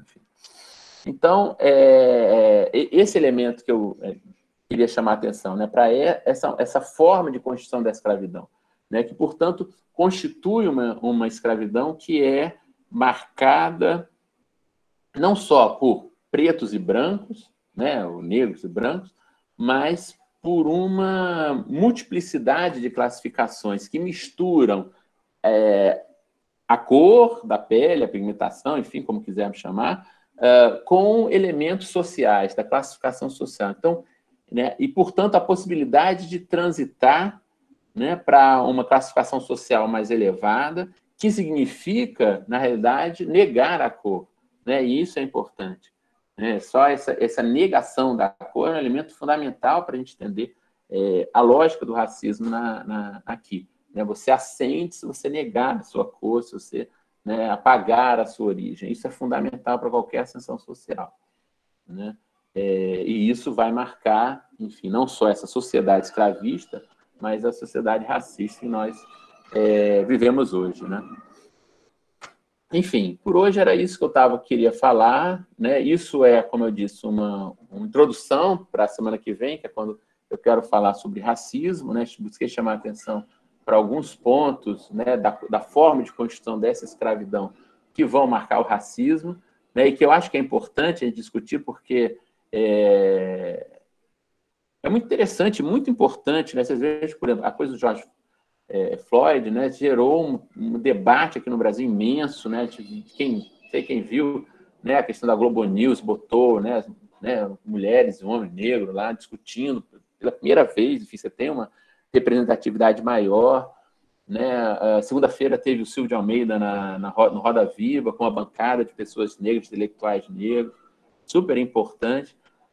Mas quando a gente olha para a situação, né, para o negócio que originou isso, né, para a morte de George Floyd, a gente olha para uma realidade que não é exatamente a nossa, né?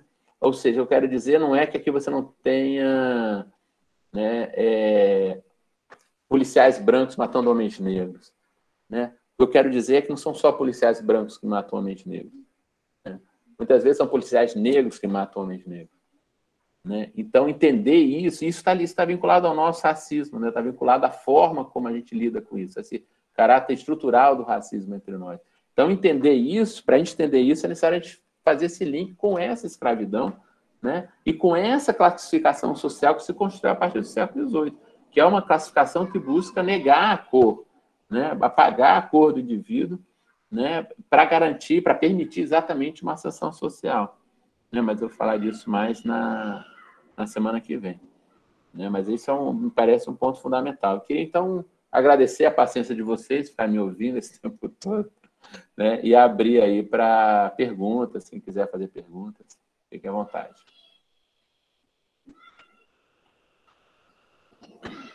Vou me calar aqui.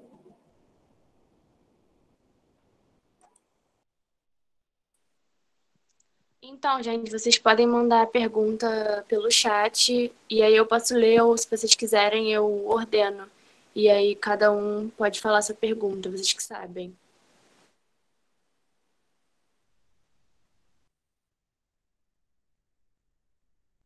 Eu acho melhor pelo chat, só porque se cada um for abrindo o microfone falando, pode ter uma, né, uma cacofonia aí, né? Muita gente falando ao mesmo tempo. Então, escrevendo e eu vou respondendo. Tá. Gente, então mandem as perguntas pelo chat, que aí eu leio.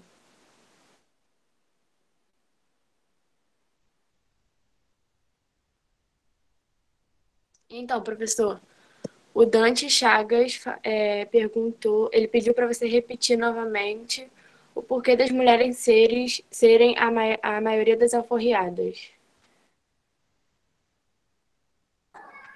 Perfeito. Dante tem um conjunto de razões, né, que são importantes. Primeira razão que os historiadores, né, que trabalham com alforria perceberam é que muitas vezes as mulheres desempenhavam atividades mais lucrativas do que os homens, né? Ou seja, boa parte do comércio, por exemplo, era feito por mulheres, né? Comércio de escravos, né? Era feito por mulheres, né? Então, isso garantia a elas acesso, né, a rendimentos, etc., no qual elas podiam comprar a sua alforria. Mas isso não explica tudo, né? Por quê? Porque homens também, muitas vezes, tinham serviços especializados, né? Se as mulheres se dedicavam ao comércio, né, o trabalho manual, né, era geralmente masculino, o trabalho mais pesado, e o trabalho, não só o trabalho, né, mais bruto, né, de carregador, etc., mas o trabalho mais especializado também, né, era feito quase todo por escravos, né? Os artesãos, né, os artesãos tinham seus escravos que eram artesãos também, né? E, portanto, eles tinham condições aí de juntar recursos. Então, isso, por si só, não explica, né, o predomínio da mulher. Acontece que a sociedade colonial, né, e mais tarde imperial, era uma sociedade masculina, majoritariamente masculina. Você tinha muito mais homens do que mulheres. Por quê? Porque você tinha uma migração que era quase que exclusivamente masculina, né? No caso dos escravos africanos, 2/3 dos africanos trazidos eram homens. No caso da migração europeia, antes né, do boom da migração europeia da segunda metade do século XIX, que é uma migração mais familiar, etc. e tal, você tem uma migração que é basicamente masculina também. Né? Quando mulheres não migravam sozinhas, ou elas migravam com família ou não migravam. Né? Então, a maior parte da migração era uma migração masculina. Né? Então, as mulheres escravas, elas acabavam, por um lado, né, desenvolvendo dentro da própria escravidão, né, um papel fundamental, né, porque, apesar de serem minoritárias, eram elas, através, né, da reprodução, através do compadrio, através dos casamentos, conseguiam criar laços entre os indivíduos, né, da própria escravidão, mas eram também elas que conseguiam estabelecer relações fora da escravidão, né? Relações que eram muitas vezes relações de amizade, de afeto, de aliança, né? E isso é um ponto importante. Eu trabalhei com as alforrias para o Rio de Janeiro, né, primeira metade do século XVIII. A maior parte das mulheres que são que têm filhos, por exemplo, que são alforriados, esses filhos alforriados não são filhos do Senhor, né, porque a imagem que nós temos clássica, né, herdada muito de Gilberto Freire, né, é que o mestiço ele é fruto de um estupro, né? O Senhor vai lá, estupra a escrava, né, e aí ela tem um filho, né? Não é que isso não existisse, não ocorresse, né? Mas não era só isso, né? Boa parte dessa mestiçagem era de relações consensuais.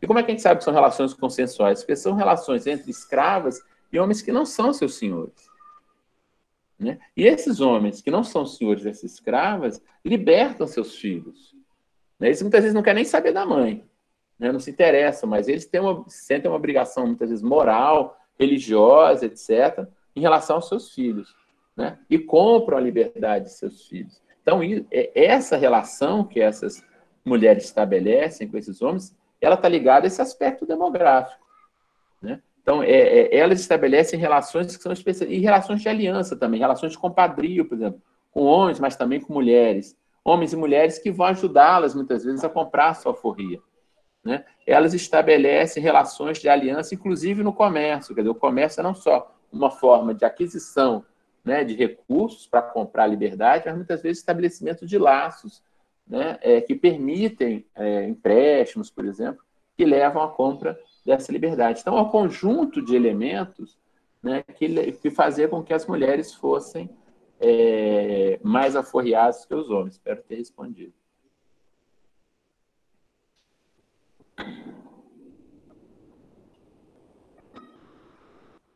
Mais alguma, Bia? O pessoal está mais tímido hoje? Ai, desculpa, eu esqueci de ligar.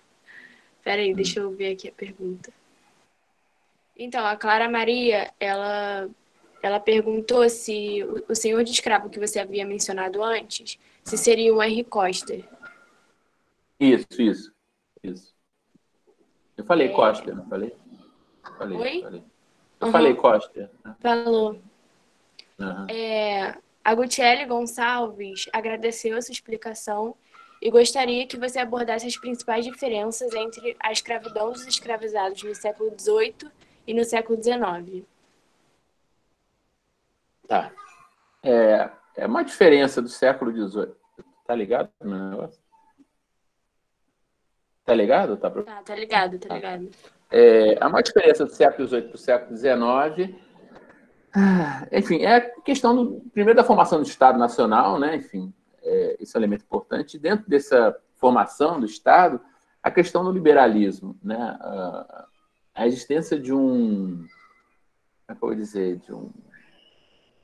uma arquitetura liberal, né, numa sociedade escravista, é uma coisa meio esquisita, mas que existia, né, e que vai marcar, muitas vezes, essa escravidão de uma forma, né, meio esquisita. Assim. Como é que você pode ter escravo, né, e numa sociedade que se pretende liberal, ideologicamente, pelo menos, se pretende liberal? Então, você tem a construção de um sistema jurídico, né, que é bem mais amplo, bem mais significativo, né, do que você tem até o século XVIII. No século XVIII, até o início do século XIX, no período colonial, propriamente dito, a grande lógica, digamos assim, da coroa portuguesa era não interferir. Enfim, a coisa que vocês menos vão encontrar, se vocês olharem lá as ordenações filipinas, né, que é o básico aí da legislação portuguesa, o menos você vai encontrar na ordenação filipina são escravos, né? Enfim, escravo não, né, era uma coisa da ordem do senhor, da esfera privada, etc. e tal. No século XIX, não. Você passa a ter uma regulamentação sobre a escravidão, sobre a relação senhor-escravo, sobre as possibilidades de alforria. Isso, na primeira metade do século XIX, começa, mas na segunda metade, isso, né, explode, digamos assim. Quando você passa a ter realmente uma queda muito forte no número de escravos, ao mesmo tempo, uma crescente oposição à escravidão, né? Uma coisa que não tinha antes, né? Que é uma parte da população contra a escravidão, você passa até agora, você passa até um movimento abolicionista. Tudo isso leva, né, à aceleração de uma série de leis que vão limitando o espaço do senhor. Um deles eu falei aqui, né? O fato de que você, em determinado momento, né, você não só permite que o escravo adquira, né, pecúlio, né, reúna o pecúlio, coisa que até então, para ele reunir, ele tinha que ter autorização do senhor, e agora ele não precisa mais. E quando ele reunisse o pecúlio suficiente para comprar a sua liberdade, o senhor tinha que dar. Né? Ora, isso é uma interferência, né, inédita em termos da escravidão. Mas é um fenômeno da segunda metade do século XIX, né? Deixamos isso bem claro. O William César falou, professor, por que nos outros países escravistas era proibido alforriar os escravos? Eu não entendi essa parte. Não, você vai ter na América inglesa, nos Estados Unidos, por exemplo, você vai ter essa proibição da alforria, não são todos os países, não. Isso é um fenômeno ligado à própria falta de acesso ao tráfico de escravos. Né? Você acaba com o tráfico de escravos, a Inglaterra acaba com o tráfico de escravos no início do século XIX, né? E agora, enfim, ou você retém os escravos que você já tem, ou a escravidão vai acabar muito rapidamente. Né? Mas isso é exceção. Tá? A Rayane Sinelli pediu para você explicar melhor como as mulheres estabeleciam os laços com as pessoas livres. Rayane, de várias formas, né? Por um lado, tanto por mecanismos econômicos, né? Mulheres que dedicavam ao comércio, etc. e tal, como laços de afeto, por exemplo. Né? Mulheres, você tem desde dos laços entre mulheres escravas e homens não escravos, foulos ou livres. Você tem laços dentro da própria escravidão, por exemplo, mulheres que estabelecem relações de afeto com seus senhores, não relações no sentido, né, sexuais, nada disso, não, relações de afeto porque, né, são homens de leite, né, dos filhos dos senhores, porque criaram aquele senhor, porque, enfim, dedicaram sua vida àquele... Enfim, uma série de laços, né, que essas mulheres estabelecem com as famílias senhoriais, né, e que muitas vezes possibilitavam essas alforrias. E os laços de compadrio, mais uma vez, eu ressalto, né, que são laços importantes, né, porque são laços que estabelecem redes de alianças, né, através das mulheres, redes de aliança, muitas vezes entre várias famílias. E entre famílias escravas e também entre famílias não escravas e não escravas, né, entre famílias de livres e forros também. Então, era elemento fundamental aí. Aliás, tem uma coisa interessante, quero só chamar a atenção. Né? Vocês já repararam como no samba você está cheio de madrinha? Né? O samba, muitas vezes você vê assim, Clara Nunes foi madrinha de não sei quantos sambistas, né? A Beth Carvalho, madrinha do Zeca Pagodinho, né? Então, o próprio termo madrinha, não foram madrinhas, né? Não foram madrinhas de batismo, né? O próprio termo madrinha sobrevive, né, para falar desse laço especial e desse, né, patronato, né? Isso é um patronato, no fundo. Né? E, mais uma vez, são mulheres, né? São mulheres aí, né? No samba, as mulheres têm uma importância central, né? Enfim, só uma observação. O Theo Aroeira falou: obrigada pela fala, professor. Muitas questões novas, principalmente para os leigos. Já ouvi uma fala de um professor de antropologia americano sobre o racismo não ser constituído a partir da inferiorização do negro, mas da supremacia branca, e que a identidade do branco se cria a partir da negação da cor, como o senhor disse de certa forma. Poderia comentar essa questão do racismo como um elemento identitário? Eu vou falar um pouco mais disso semana que vem. Falar um pouquinho só. Eu acho que nessa sociedade, né, em que, desde o seu início, né, você estabelece uma classificação baseada na cor, essa classificação ela tem uma utilidade.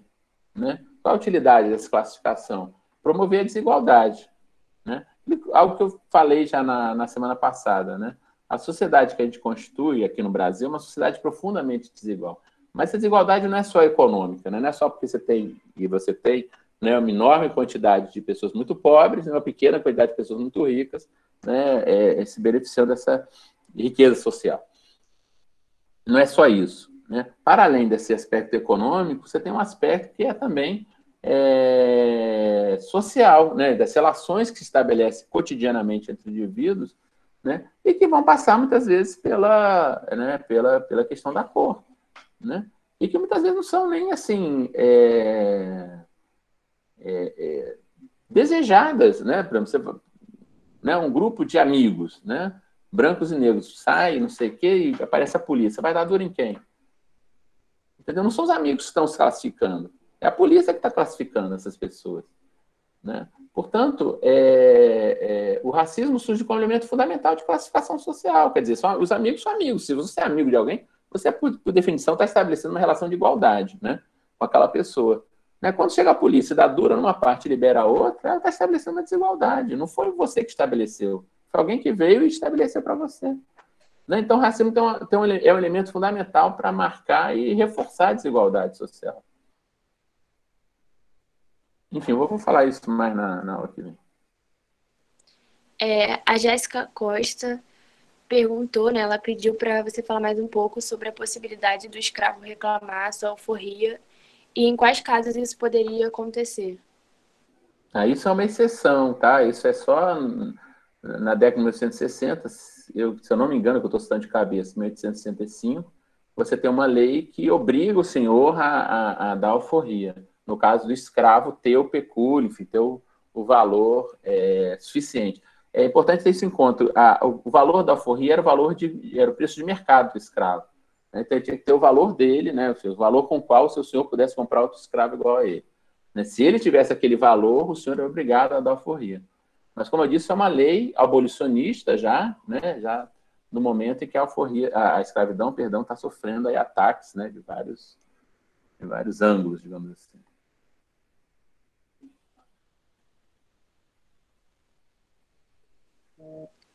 O Eduardo Silva, ele falou, qual o papel da pequena propriedade escrava na legitimação da escravidão? Papel fundamental, Eduardo.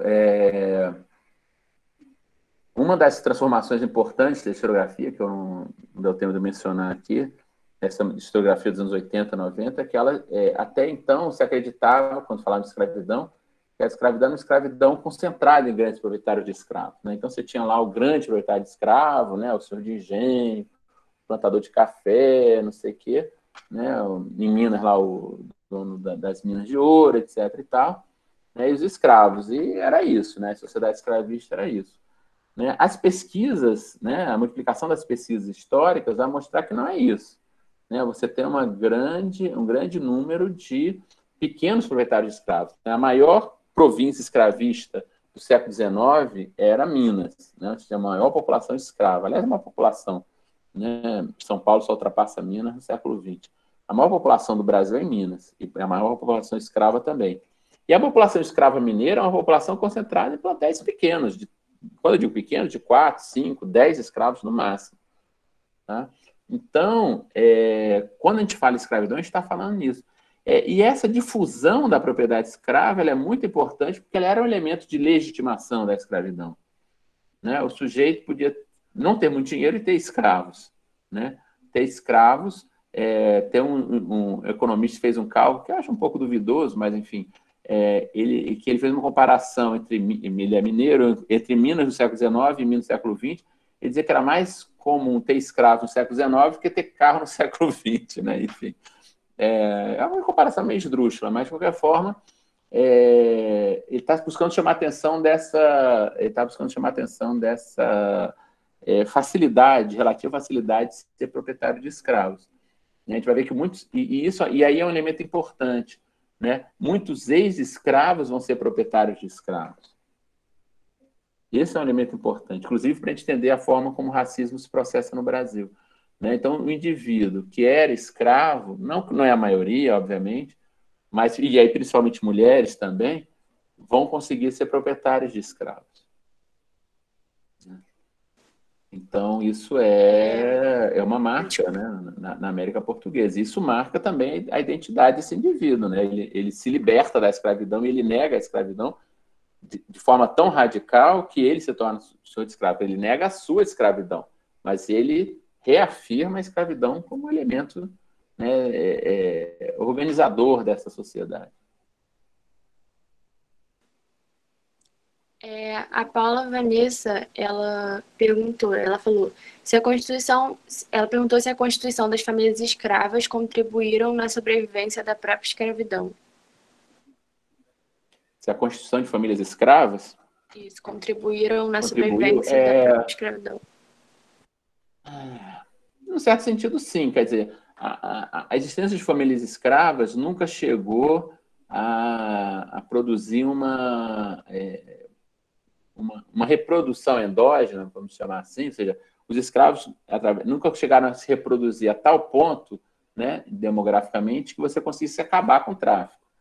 Né? Ou seja, mesmo tendo família escrava, você sempre teve uma dependência do tráfico de escravos. Então, demograficamente, a família escrava não é solução, digamos assim. Né? Ela não garante por si só a sobrevivência da escravidão.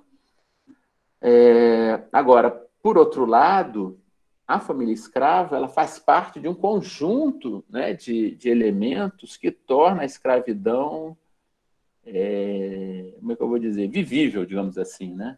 Ou seja, algo viável para o indivíduo. Quer dizer, a escravidão não pode ser só chicote, palmatória, né? Ela tem que ter algo, né, de positivo para o indivíduo viver. Então, a família escrava ela possibilita a continuidade da escravidão no sentido que ela significa a possibilidade para o escravo constituir um espaço próprio. Não só a escravidão, né? Se a gente for pensar muitas vezes, não só a família escrava, se a gente for pensar muitas vezes, o escravo tinha acesso, por exemplo, à terra, né? Ou seja, um pedaço de terra que ele cultivava para si, para sua família, etc. Tal. São pequenos elementos que tornam a escravidão mais palatável, digamos assim, mais aceitável pelo escravo. Então, nesse sentido, sim, essa família escrava é um elemento que possibilita, digamos, a sobrevivência da escravidão, mas demograficamente não.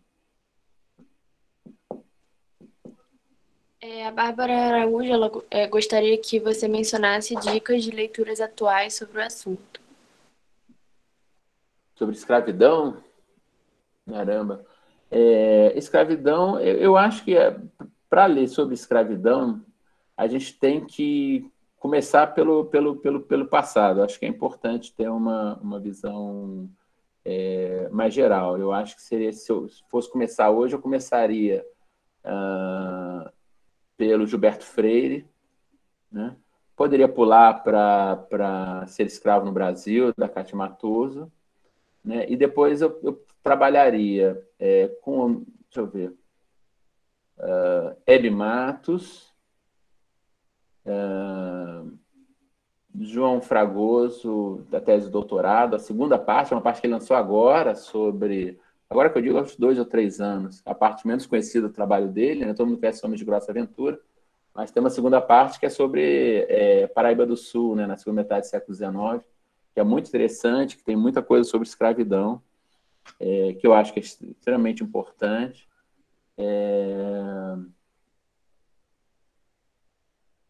Um livro mais recente do Russell Wood, Escravos e Libertos no Brasil. Sou péssimo em citação de cabeça, gente. Brasil colonial, se não falei a memória. Eu posso trazer a semana que vem, enfim. Bom, pode procurar no Google, mas Escravos e Libertos no Brasil colonial, com certeza que é isso. Esse é o básico. Agora, assim, para cada assunto, né, família escrava, tem um bando de coisa. Aí, alforria, tem outro bando de coisa. Né, que eu recomendo. É isso, enfim. A Júlia, ela falou, dentro do livro Negociação e Conflito, os autores usam o conceito de brecha camponesa. Poderíamos dizer que isso era uma falha da sociedade no século XIX? Não entendi. Por que falha? Falha? Será que ela pode explicar por que falha? Deixa eu ver aqui se ela... Júlia, você pode explicar melhor? Deixa eu ver se ela tá aqui.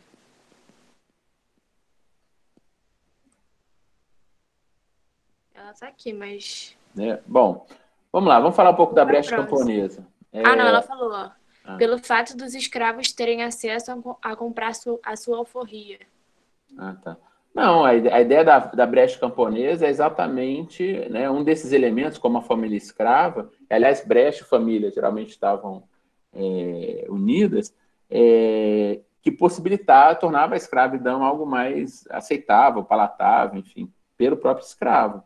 Né? O que era a brecha camponesa? É exatamente esse pedaço de terra, né, enfim, que o escravo tinha autorização do senhor, né, de explorar, de produzir para si, ou seja, aquilo que ele produzia naquele pedaço de terra não ia para o senhor, né, ficava para ele produzia ali o que ele quisesse. Então, nas fazendas de açúcar, de café, por exemplo, era comum, escravos casados, né, os que tinham família, tinham um pedaço de terra para produzir para a sua família. Ali eles não produziam café, produziam o que eles quisessem. Muitas vezes eles produziam, inclusive, alimentos que eles vendiam para a fazenda, né? Então, a brecha camponesa ela é um elemento importante para a própria sobrevivência da escravidão, dentro dessa lógica. Não adianta apenas a violência. Né? É necessário também você ter um espaço de negociação com o escravo, e negociação significa você ceder alguma coisa para esse mesmo cativo. Né? O termo brecha camponesa vai ser cunhado pelo Ciro, né? Pelo Ciro Cardoso. Mas aí depois vai ser muito criticado pelo Slendes. Aliás, outro texto importante na Senzala Uma Flor, do Slendes, o texto é antigo, mas, enfim, é importante pela questão historiográfica, né, para ser um marco historiográfico importante. Mas a ideia é exatamente isso, quer dizer, naquele espaço, o escravo não é escravo, ele é camponês. Né, por isso que o Ciro vai chamar de brecha camponesa. Ou seja, ele é escravo, que é propriedade de alguém, mas ali ele é um camponês. Por quê? Porque é uma terra que ele tem acesso, né? E é uma terra onde ele produz o que ele quer, né? Não depende do senhor, não é o senhor que determina, ele tem autonomia na exploração daquela terra ali, ainda que a terra não seja dele. Enfim. O Lucas Rigo falou: professor, poderia dizer um pouco do debate sobre os padrões de concessão das manumissões nos ambientes rurais e urbanos? No caso, relacionar a concessão das alforrias às conjunturas sociais e econômicas. Em linhas gerais, né, a alforria era muito mais comum no meio urbano. Né? Por quê? Porque você tem uma variedade muito maior de ofícios, né, desempenhados pelos escravos no meio urbano, ofícios monetarizados, né? Portanto, que possibilitavam, né, a reunião de pecúlia, a reunião de recursos, né, para comprar a alforria. Né? Muitos escravos viviam de jornais, né? Se alugavam, né? Davam parte depois daquilo que recebiam para o senhor, mas ficavam com a parte para si. Né? Isso possibilitava, ao longo do tempo, reunião de certo pecúlio para a compra de alforria. Os escravos rurais não tinham essa possibilidade, muito raramente. Né? Então, as alforrias rurais geralmente nascem de irmandades que se reuniam e, com muita dificuldade, compravam liberdade de um ou de outro, é né? Uma coisa bem menos comum. Ou as alforrias gratuitas, que também existiam, né? Escravos que eram alforriados pelos seus senhores, pelos laços que estabeleciam, né? Laços pessoais, etc. Os seus senhores eram alforriados, né? Alforrias chamadas condicionais, escravos que passavam a vida toda trabalhando para o senhor, né? Mas e aí, no final da vida recebiam alforria. Então, isso acontecia. Agora, a maioria das alforrias era alforria onerosa, o escravo pagava. Essa possibilidade era muito menor no meio rural. Em relação às conjunturas, a gente vai ver que a historiografia geralmente relacionou durante muito tempo a ideia de que uma conjuntura negativa gera mais alforrias. Né? Então, assim, né, sei lá, se há uma crise no açúcar ou na mineração, não sei aonde, você alforria mais, porque você não tem que fazer com aqueles escravos, então você dá mais alforria para ele. Por outro lado, se a conjuntura é positiva, né, você alforria menos. Né? Mas, na verdade, é o contrário. Né? O que os estudos vão demonstrar que é exatamente o contrário disso daí. Ou seja, quando as conjunturas são positivas, né, tem crescimento econômico, tem crescimento do comércio, tem crescimento da produção açucareira, da mineração, etc., etc., os escravos têm mais condições de reunir recursos e, com isso, mais condições de comprar a sua alforria. Né? Pelo contrário, se a situação econômica vai mal, se o escravo tem dificuldade de reunir recursos, ele não vai conseguir comprar a sua alforria. Então, o número de alforrias cai bastante. Então, a relação é mais ou menos direta nesse sentido. Quanto melhor a situação econômica, maior a possibilidade de alforria, e vice-versa. A Camila Feitosa pediu para você, ela falou, ao mencionar as famílias matrifocais, afirmou que existem permanências no pós-escravidão. Havia questão do abandono parental também durante o período colonial, para além dos senhores e as escravas, mas nas relações entre os escravos. Camila, é difícil falar, porque é difícil a gente reconstruir isso daí. A gente consegue reconstruir um pouco isso através eventualmente, de processos criminais. Mas aí só se a escrava matou o ex-companheiro, alguma coisa assim. Então, é um pouco complicado a gente dizer isso daí. Mas o abandono parental na escravidão, né, a questão do abandono do homem, né, da família pelo homem, ele podia ocorrer tanto no sentido de uma opção, como também de uma não opção, né? Por exemplo, em pequenos plantéis, onde você tinha poucos indivíduos, muitas vezes as relações se davam entre escravos de plantéis diferentes. Né? Então, um homem de um plantel se relacionava com a mulher de um outro plantel. Ora, os senhores não permitiam casamentos entre escravos de plantéis diferentes. Né? Então, esse relacionamento ia ser sempre um relacionamento, como se diz, informal, nesse sentido, nunca ser formalizado na igreja. Né? E isso possibilitava a venda, né, de um dos dois. Então, você podia vender a mulher, né, mulher com os filhos ou não, mas podia vender a mulher ou podia vender o homem para outro lugar. E aí você tinha, muitas vezes, o rompimento desses laços familiares. Né? Os laços que são mais difíceis de ser rompidos, pelo que a gente encontra na documentação, são os laços entre mãe e filhos, o que reforça esse caráter matrifocal das famílias escravas. Né? Porque, geralmente, por exemplo, nas vendas, quando a gente vê, o momento do inventário era um momento crítico, né, para as famílias escravas. Porque quando o senhor morria, os escravos tinham que ter alguma destinação. Né? Então, muitas vezes eram repartidos entre os filhos, mas muitas vezes eram vendidos. Né? E aí, geralmente, as mulheres eram vendidas com os filhos. Às vezes acontecia como o caso que eu citei, né? A mulher tenta vender a escrava os filhos sem a escrava diz vai matar todo mundo, ela muda de ideia. Mas o padrão mais comum era que essas famílias fossem preservadas, mas nesse sentido, né? Mulher e filhos. Então, isso também reforçava o caráter matrifocal da escravidão.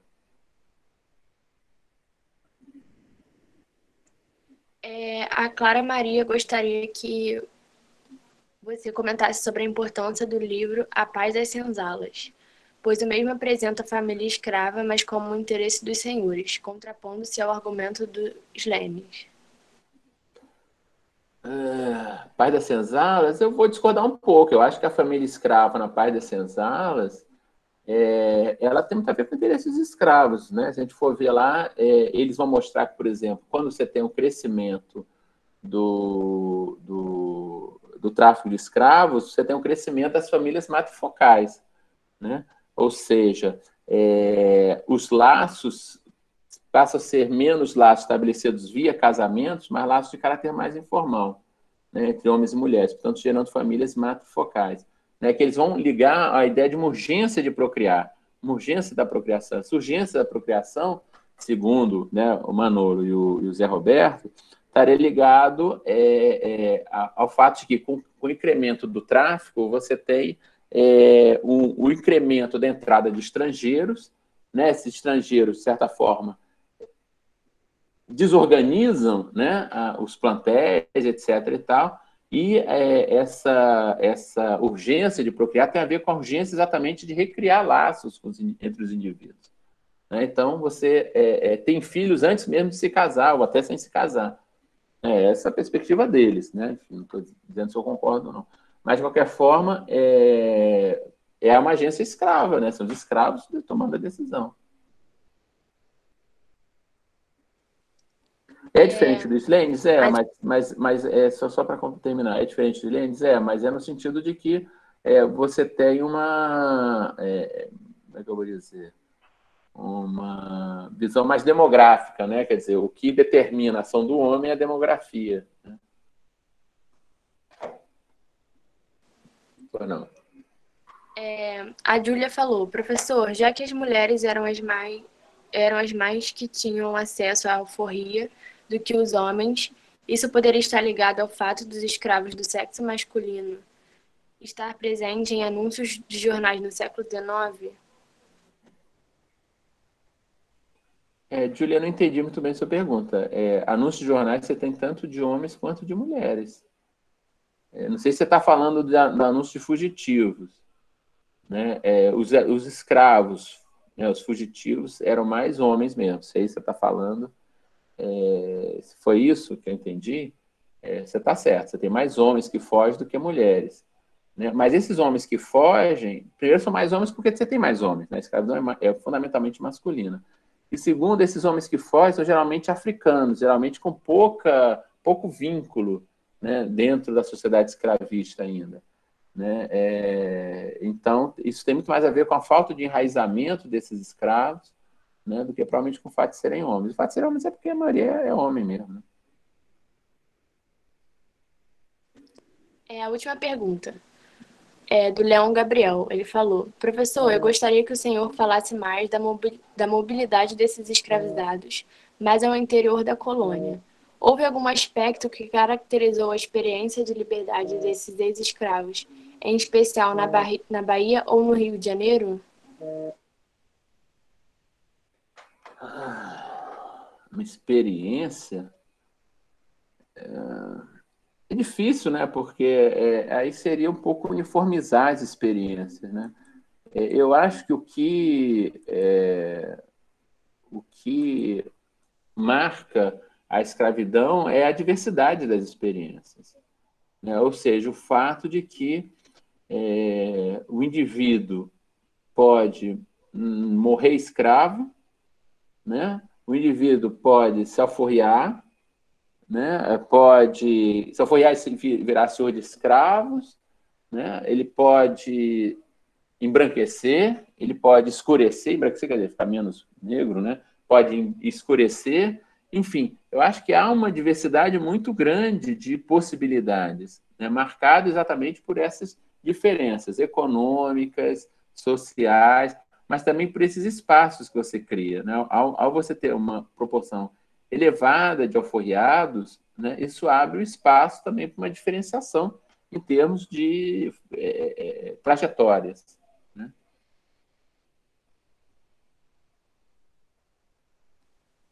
Então, as perguntas acabaram. Não tem mais Ok. perguntas. Professor, se me permite, eu queria Diga. fazer uma pergunta. Claro. Em relação ao crescimento endógeno da escravidão, no caso da América Portuguesa, que o senhor chegou a comentar. Enfim, comparado eu acho que o senhor falou do sul dos Estados Unidos, onde esse crescimento foi permitido. Eu sei que isso gera até um debate historiográfico a respeito do porquê, né? Mas eu queria que, enfim, se pudesse comentar um pouco sobre os motivos do porquê o crescimento endógeno da escravidão, por que a escravidão, especificamente a experiência da América Portuguesa, necessitou do tráfico contínuo e, enfim, para se reproduzir a escravidão. A gente pode falar no ciclo vicioso, né? Ou seja, portanto, no caso do sul dos Estados Unidos, talvez um certo ciclo virtuoso. Quanto mais você, quer dizer, por que você tem o tráfico de escravos? Na verdade, porque, de fato, você tem um crescimento da escravidão muito grande, né? Um crescimento da economia, né? Portanto, da demanda por escravos muito significativo, né? E você tem, portanto, necessidade de trazer escravos da África para cá. Só que o tráfico ele gera um ciclo vicioso. Que ciclo vicioso? Né? Por um lado, ele traz, né, uma população que desigual, igual que eu digo, desigual em termos de faixas etárias e sexualmente. Né? Ou seja, são mais homens que mulheres. Se fosse mais mulheres do que homens, a coisa até podia se equilibrar ao longo do tempo. Né? Mas sendo mais homens do que mulheres, né, não há como essa população ia demorar muito para se equilibrar em termos, né, sexuais, etários, etc. E tal. Por outro lado, você tem uma elevada mortalidade interna, né? A mortalidade na América Portuguesa é muito elevada, e ela é agravada pelo tráfico. né? Isso é interessante. Você tem estudos que vão mostrar... teve o Orientando Manolo que trabalhou com essa questão da doença dos escravos. E ele mostrou que, por exemplo, quando maior o tráfico de escravos, maior as doenças, enfim, a mortalidade escrava no Rio de Janeiro. Ele trabalhou com o Rio de Janeiro no final do século XVIII, no século XIX. Então, né, quanto mais escravos vêm da África, mais morrem. Né? Então, os momentos de maior chegada de escravos é um momento também de maior mortalidade. Né? E como esses escravos que chegam são, né, muito desiguais, termos sexuais e etários, eles impactam negativamente. Então, eles impactam negativamente de duas formas. Uma, porque eles são, né, eles têm esse desequilíbrio sexual e etário, e segundo, que eles trazem morte. Né? Então, isso gera um ciclo vicioso. Como, né, morre mais, como, né, não nasce número suficiente, etc., você tem que trazer mais escravos. Como você traz mais escravos, você está sempre reproduzindo esse mesmo padrão. Né? A gente tem um exemplo contrário. Em algumas regiões menos ligadas ao tráfico, ou pelo menos menos ligadas ao tráfico de escravos em alguns momentos, você tem uma população sexualmente mais equilibrada e, portanto, com uma maior proporção de crianças e, portanto, com uma maior capacidade endógena mesmo, de reprodução endógena. Né? Vou dar um exemplo. São Paulo, no século XVIII, era uma área secundária, né, em termos econômicos. Então, era uma área onde a escravidão africana, embora existente, né, era uma escravidão muito mais equilibrada. Né? Quando você analisa os plantéis de escravos de São Paulo, você vai ver uma maior proporção de mulheres, uma maior proporção de casamentos, uma maior proporção de crianças. Enfim, é uma população, né, mais equilibrada e, portanto, com maior capacidade de reprodução. Aí você tem o início da produção de açúcar, né, ali pelo último quartel do século XVIII. Aí o que é que isso causa? Um tráfico de escravos. Né, começa a chegar escravo africano. Aí acabou. Né? Aí quando você olha de novo os plantéis, nas mesmas regiões que você olhou antes, né, quando você olha de novo os plantéis, você vai ver plantéis com poucas mulheres, poucas crianças, enfim. Né, mudou totalmente o padrão. Aquela capacidade de reprodução que você tinha, você deixou de ter. Né? Então, o tráfico ele engendra esse ciclo vicioso. Né?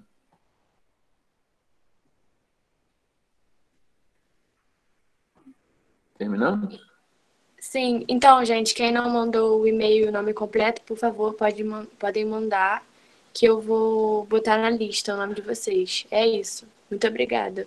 Eu quero agradecer também todo mundo, agradecer aí o Gabriel e a Bia pela ajuda, quero agradecer a todos que ficaram até agora, agradecer aí a audiência, né? Foi um prazer, enfim, tô me divertindo, espero que vocês estejam gostando também, né? Estou gostando dessa experiência. Enfim, semana que vem estamos aí de novo, tá bom? Abraço, gente.